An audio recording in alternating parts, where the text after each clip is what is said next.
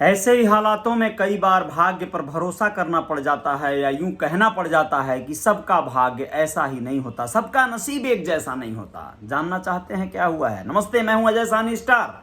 Real reporter news का मेरा ये पेज है, आप सभी का स्वागत है। और आप लोगों को बताना चाहूंगा कि जिस तरह से राजस्थान में एक 4 साल का बच्चा गुड्डू बोरवेल में गिरा, 26 घंटे तक वहां जीवित रहा और फिर उसे एनडीआरएफ और एसडीआरएफ की टीमों ने सुरक्षित बाहर निकाल लिया, लेकिन यहां पर मध्य प्रदेश में ऐसा नहीं हो सका।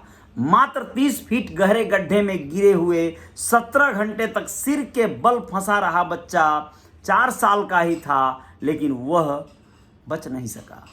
अब आप लोगों को पूरी खबर सुनाते हैं। यही बताना जरूरी है कि हर किसी का एक जैसा हश्र, एक जैसा हाल नहीं हो पाता। बहुत बार बहुत सारे ऐसे दुर्दांत घटनाएं घट जाती हैं। आखिर ये लोग बोरवेल जो खोदते हैं, ये खुले गड्ढों को क्यों छोड़ देते हैं? यही सबसे बड़ा प्रश्न है, यही सबसे बड़ी सोच का विषय है। लेकिन आखिर कब तक? अब सोचिए, उसमें कोई जानवर गिर के मर सकता है, बच्चे तो मर ही रहे हैं, तो फिर तमाम चीजें हैं। उस बोरवेल को आखिर या तो खोदा जाना है और ज़्यादा उस पर कुछ काम करना है, तो कुछ ऐसे तरीकों से ढका जाए कि पूरी तरह से वो पैक हो जाए। कुछ ऐसे मेटल के, कुछ ऐसे धातु के पतरे, टीने और मजबूत लकड़े पटरे उस पर रख के पाट दिया जाए मिट्टी, ताकि उसे कोई देखे ना और उसे उसके अंदर कुछ भी ऐसा घटना न घट पाए। जब काम करना है तो निकाल लिया जाए। लेकिन ये लोग खोदते हैं गड्ढा और फिर खुला छोड़ देते हैं। ये सबसे बड़ा जो है शर्मनाक पहलू है। उन लोगों को सबसे पहले तो उठा के उनको सजा देनी चाहिए, जो ऐसे लोग हैं जो खोदने वाले गड्ढे, किसान हो चाहे जिसका खेत हो, जमीन हो, चाहे वो मशीन चलाने वाले लोग हों। आप लोग क्या कहते हैं इस कमेंट में जरूर बताइएगा मुझे। लेकिन आप लोगों को बताएं, उमरिया में बोरवेल में गिरे 4 साल के गौरव को बचाया नहीं जा सका है दोस्तों।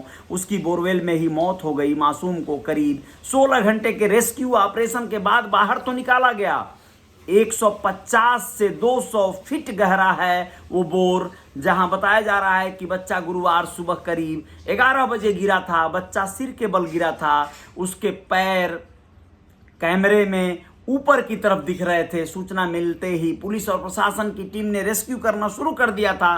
25 फरवरी की सुबह 4 बजे रेस्क्यू पूरा हुआ। बच्चे को कटनी जिले के बरही सामुदायिक स्वास्थ्य केंद्र लाया गया, जहां पर डॉक्टर राजमणि पटेल ने गौरव को मृत घोषित कर दिया। डॉक्टर ने मौत का कारण पानी में डूबना और सांस लेने में दिक्कत बताया। डॉक्टर का कहना है कि बच्चे की बाहर निकालने के 7 से 8 घंटे पहले ही मौत हो चुकी थी।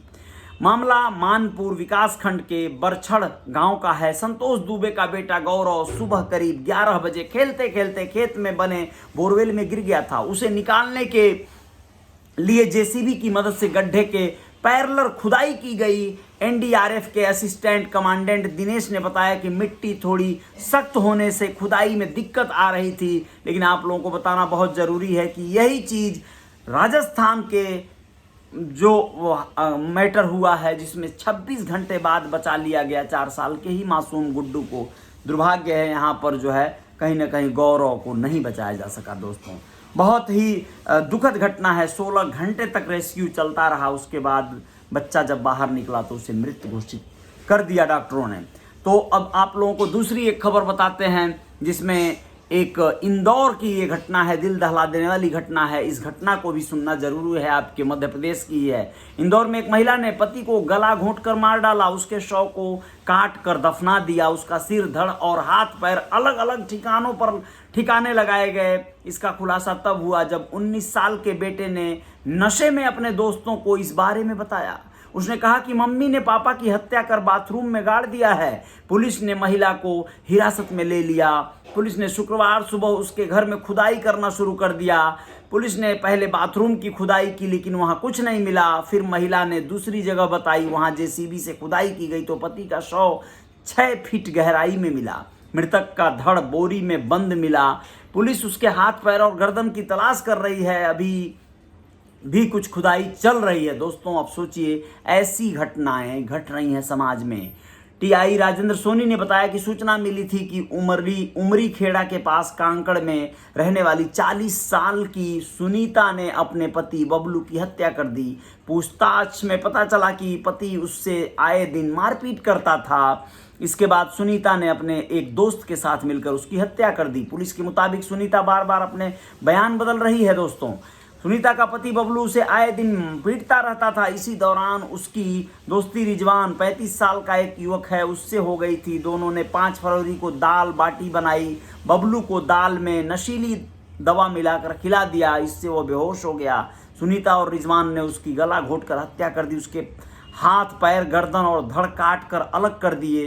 पुलिस के मुताबिक महिला ने उसके शरीर के टुकड़ों को अलग अलग जगह फेंका। धड़ को जमीन में गाड़ दिया गया। महिला का 19 साल का बेटा नशे का आदी है। उसने बुधवार को नशे में अपने दोस्तों के सामने कहा कि मम्मी ने पापा को मारकर बाथरूम में गाड़ दिया है।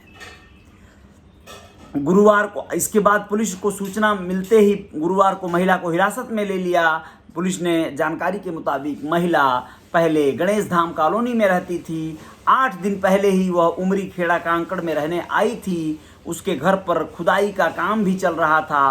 पड़ोसियों के पूछने पर उसने बाथरूम बनाने की बात कही थी। सोचिए, पड़ोसियों के पूछने पर कि ये क्या चल रहा है, उसने कहा बाथरूम बनवाया जा रहा है, इसलिए गड्ढा खोदा जा रहा है। क्या पता था ये लोग अपने ही पति का वो कब्र खोद रही थी। आप लोगों को बताना चाहेंगे कि पुलिस को सुनीता के दोस्त रिजवान की तलाश कर रही है। पुलिस उसने साथ में मिलकर पूरे घटना को अंजाम दिया था। इस मामले में अभी दोस्त नहीं पकड़ाया है रिजवान, लेकिन सुनीता और उसके बीच संबंध होने की बात सामने आई है। इसी के चलते बबलू को रास्ते से हटाया गया है। सुनीता और बबलू के 2 बेटे हैं। बड़ा बेटा प्रशांत 19 साल का है, नशे का आदी है। इसी ने नशे की हालत में मां की करतूत को दोस्तों के सामने उजागर कर दिया। पुलिस सूचना देने वाले प्रशांत के दोस्त और प्रशांत के छोटे भाई ध्रुव को तलाश रही है। ये सारी चीज़ें हैं। अब आप लोग समझ लीजिए समाज में किस किस तरह की घटनाएं घट रही हैं, किस किस तरह के जो है मामले हो रहे हैं। लेकिन आप लोगों को इसी में कुछ अच्छी खबरें भी आ जा रही हैं, जहां तमाम बेटे बेटियां फंसे हैं यूक्रेन की इस लड़ाई में, रूस की लड़ाई में। वहीं पर खंडवा की एक बेटी दर्शिका जो MBBS की स्टूडेंट थी, 50 घंटे का सफ़र कर इंदौर एयरपोर्ट पर उतरी तो माँ ने गले लगा लिया। घर पर केक काटकर सेलिब्रेट किया गया। एक घर में तो सेलिब्रेशन हो गया, लेकिन बाकी के घरों का क्या? आप लोगों को बताएं कि यहाँ पर बहुत ज़रूरी है। एडवाइजरी के बाद उन्होंने अपने स्तर पर पलायन शुरू कर दिया था। इसमें से खंडवा निवासी MBBS स्टूडेंट दर्शिका श्रीवास्तव गुरुवार इंदौर एयरपोर्ट पर पहुंच चुकी थी। बेटी के वतन आने की खुशी से फफक पड़ी मां, उसे गले लगा ली और घर में खुशी का माहौल आ गया। लेकिन बहुत से घरों में अभी भी खुशी का माहौल नहीं है। यूरोपीय राष्ट्र रूस ने यूक्रेन पर हमला बोल दिया। ऐसे में यूक्रेन में फंसे भारतीय स्टूडेंट्स के लिए आफत हो गई है। दोस्तों, आप लोग भली भांति इस चीज़ को जान रहे हैं। अखबारों में, न्यूज़ चैनलों पर आजकल यही विषय चर्चा का सबब बना हुआ है। तो बहुत हम दुआएं करेंगे कि जल्द से जल्द हमारा जो अंतर्राष्ट्रीय संबंध हैं यूक्रेन से या रूस से, उसका वास्ता देते हुए रास्ता जल्द साफ कराया जाए, ताकि कम से कम वतन वापसी हो सके उन बच्चों का जिनकी एक उम्मीदें, एक सपने बुनकर माता पिता ने जिन्हें पढ़ने के लिए भेजा था। सोचिए अगर कोई अनहोनी हो गई तो कितना दुख होगा। ऐसे गार्जियन, ऐसे माता पिता जो लोग अपने बच्चों के सुनहरे भविष्य के लिए उन्हें अपने से दूर 7 समंदर पार भेजे हैं। नमस्कार, मैं पुनः हाजिर होऊंगा कुछ और खबरों के साथ। आप लोग बने रहिएगा आपके अपने चैनल रियल रिपोर्टर न्यूज पर, और रियल रिपोर्टर न्यूज स्टार वाला यूट्यूब चैनल को भी सब्सक्राइब कर लीजिएगा, बेल आइकन को प्रेस कर दीजिएगा। इंस्टाग्राम पर भी मुझे फॉलो कर लीजिएगा। जय जयकार तो जारी रहेगी।